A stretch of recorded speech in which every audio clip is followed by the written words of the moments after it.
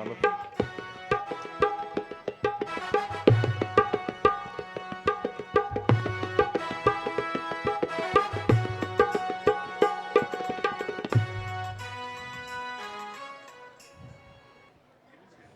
भीमसेन, तुम इस कुंड से पानी बाहर ही निकालकर हाथ मुंह धोकर ही पानी पीना, अन्यथा बड़ा भारी दोष लगेगा।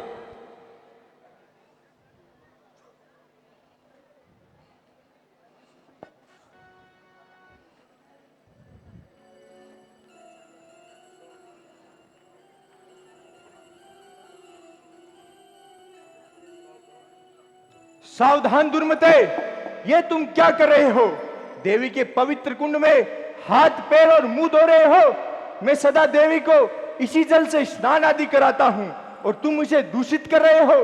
दूषित जल को तो मनुष्य भी ग्रहण नहीं करते, तो देवता कैसे स्वीकार करेंगे? तुम बड़े दुष्ट हो, जल से अति शीघ्र बाहर निकलो। अरे ओ क्रूर, तू ऐसी कठोर बातें क्यों कहता है? भला जल का दूसरा उपयोग ही क्या है? अंगों को धोना ही तो स्नान आदि कहा गया है। अरे मूर्ख प्राणी, ये स्थावर जल है। इसमें जल के बाहर से ही स्नान आदि किया जाता है। नदी आदि चल जल में अंदर जाकर स्नान किया जाता है। इसलिए तुम अति शीघ्र इस जल से बाहर निकलो, वरना इन पत्थरों से तुम्हारा सर फोड़ दूंगा। हष्ट पुष्ट काया का धनी, बुद्धि से बिल्कुल कोरा, इस कुंड से बाहर निकलो, कहता ये गुप्त क्षेत्र का छोरा। अरे क्यों काय काय करता है? जा, यह विलाप कहीं और जाकर कर। मैं तो इसी जल के अंदर रहूंगा। तुझको जो कुछ करना है सो कर, मैं तो अपनी प्यास बुझा के ही इसे बाहर आऊंगा। जल का उपयोग तो प्राणी की प्यास बुझाता है। जो कोई दुष्ट उसे रोके वह पापी कहलाता है। जा जा, अपना काम कर। अरे मूर्ख प्राणी, जो स्थावर जल में मल मूत्र कप विष्ठा और कुल्ला छोड़ते हैं वे ब्रह्म हत्यारे के समान है। इसलिए मैं तुझे कहता हूं, इस कुंड से अतिशीघ्र बाहर निकलो और अपनी इंद्रियों को काबू में रखो।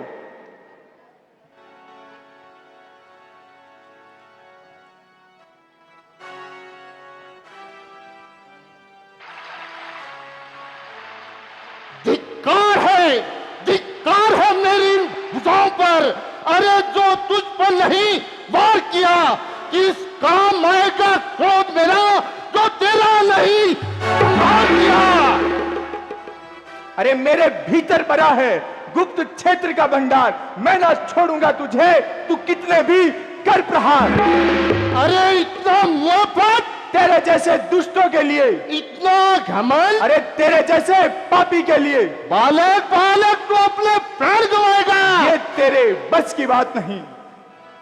बस बस, अब तू कुछ पलों का मेहमान है। बस बस, बहुत बोल चुका। अब बोला तो मसल दूंगा। अरे हड्डियों को पीस के तेरी सुरमा बुला दूंगा।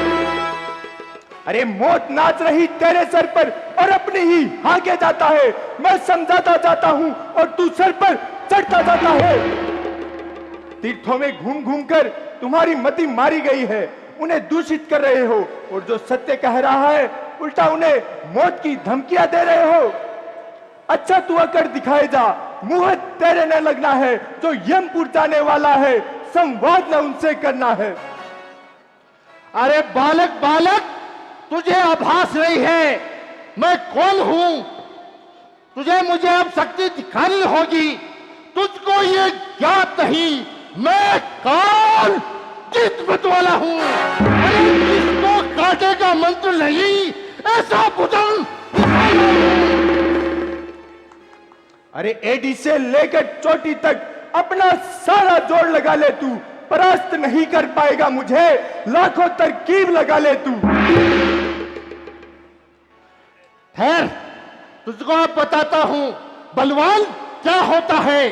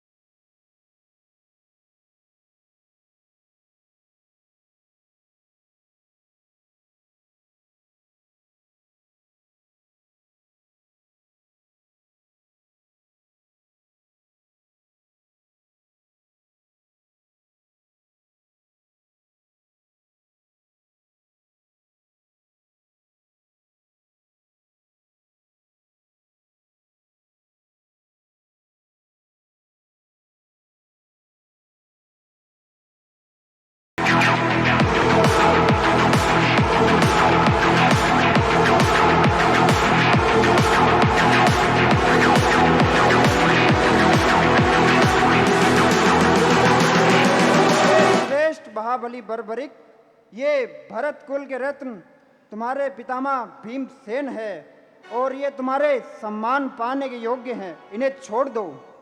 क्या कहा?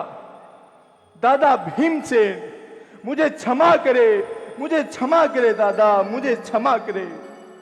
मैंने आपको बहुत पीड़ा पहुंचाई है।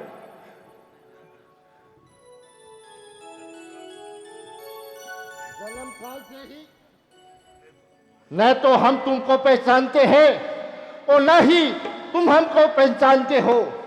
केवल पुत्र घटोत्कच व वासुदेव कृष्ण के द्वारा सुन रखा है कि तुम यही निवास करते हो। मुझ हतभागी के हाथों से आहत दादा आप हो, है आप निर्दोषी, दोषी हूं मैं, कुछ दंड अभी निश्चित हो। मुझे क्षमा करे दादा, मैंने आपको बहुत पीड़ा पहुंचाई है। पुत्र शोक न करो, क्योंकि हम भी अनेक प्रकार की विपदाओं से घिरे हुए हैं, जिससे हमारी बुद्धि क्षीण हो चुकी है। तुम्हारा इसमें जरा तनिक भी दोष नहीं है। कुमारक पर चलने वाला कोई भी क्यों न हो, वह क्षत्रियों से हमेशा दंड का ही भोगी होता है। भाव भरे, श्रद्धा भरे, विनय भरे तुम हो निर्दोष। पुत्र, तुम्हारे विद्य वचन सुनकर मुझे हुआ परम संतोष। हे दादा, मात पिता के दोषी को कोई न उद्धार उपाय, मैं महिष संगम में जाकर दूं अपने प्राण गंवाए। हे दादा, मैंने आपको बहुत पीड़ा पहुंचाई है, मैं घृणा के योग्य हूं, मुझे क्षमा करे, मुझे क्षमा करे दादा, मुझे क्षमा करे। अतः मैं महिष संगम सागर में जाकर अपने प्राण त्याग दूंगा। पौत्र पौत्र पौत्र पौत्र रुको, पौत्र पौत्र रुको। क्या हो गया, तुम हमें भी बताओ।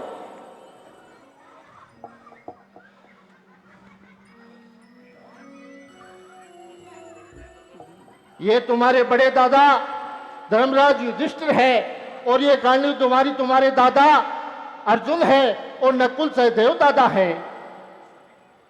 आप सभी को मेरा प्रणाम हो। दादा, दादा, मैंने आपको बहुत पीड़ा पहुंचाई है, मुझे क्षमा करे, मुझे जीने का कोई अधिकार नहीं, मैं घृणा के योग्य हूं, मुझे बहुत ग्लानि हो रही है दादा। पुत्र, अनजाने में किए हुए पाप का कोई दोष नहीं लगता, ये बात शास्त्रों में बताई गई है। अतः तुम शोक छोड़ो, हम सभी अति प्रसन्न हैं। आओ मेरे गले लग जाओ।